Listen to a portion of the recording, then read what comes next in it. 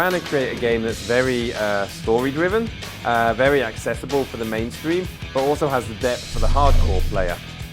So in the game, as you're playing, the story is all about this organization called the Ministry, who have decided for the better of mankind to remove fun and excitement from society.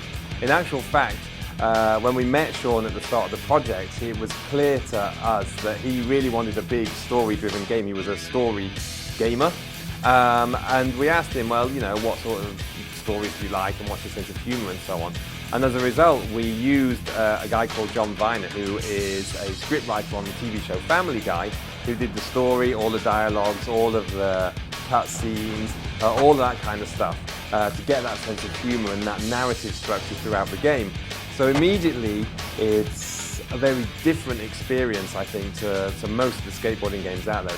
We have this concept of influence and changing the environment and shaping the world and creating your own skate park as you play the game. We're trying to make it accessible for somebody who is very intimidated by a lot of the complexity of not just skating games actually, but modern games. So if you're a real basic player, you can actually play the game using the left stick and the X button. And I know that sounds really simple, but what happens is the game picks a trick for you at random. I press X and it will do a pop shove it or a kick flip or a heel flip or whatever, based on my current performance. So at the start of the game, I'm going to be doing ollies, pop shove-its and so on. Later, I'll be doing impossibles, laser flips and so on. On top of that, we have a second layer where you can actually use the right analog stick, where using the right stick, you will choose specifically the trick you want to do. So one input will give you a kick flip, one input will give you a heel flip, another one will give you a hard flip, etc. Then on top of that, we have an extra layer, which is a secondary layer of complexity of tricks using a second button.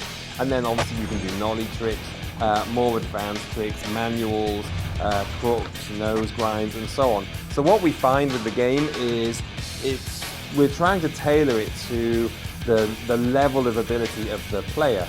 If you're a really hardcore gamer, you can immediately pick up on all the complex tricks, start doing something really elaborate and really try and push yourself. And the game will reward you because you'll be able to pass through the game more rapidly. But if you're a much more basic player, you might be much more comfortable with, you know, I'm just going to use the left stick and the X button. And that's fine, it's just going to take you longer to progress through the game, but you'll still have the same level of satisfaction because it's catered towards you as a player rather than the game demanding a certain skill level. There's two main innovations.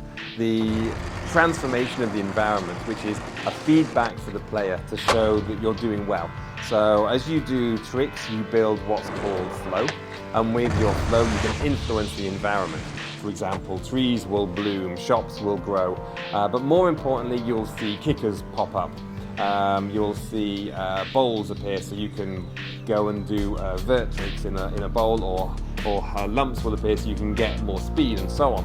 But then the shaping is something completely different on top of that, and it's the ability to bend the environment as you like. Now, at the start of the game, you have what's called simple shaping, and it's basically we control where the rail is going to go. So you jump on it and it will go where we want to take you.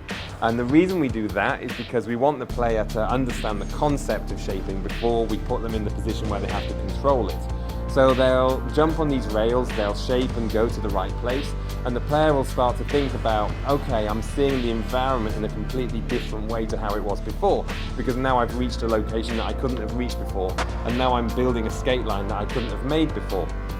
Then later, when we feel the player's much more comfortable with that concept, we give them the ability to take that rail and bend it how they like. And you end up with these crazy environments that are really unique to the person playing the game, and I think that's what makes the game really special and interesting.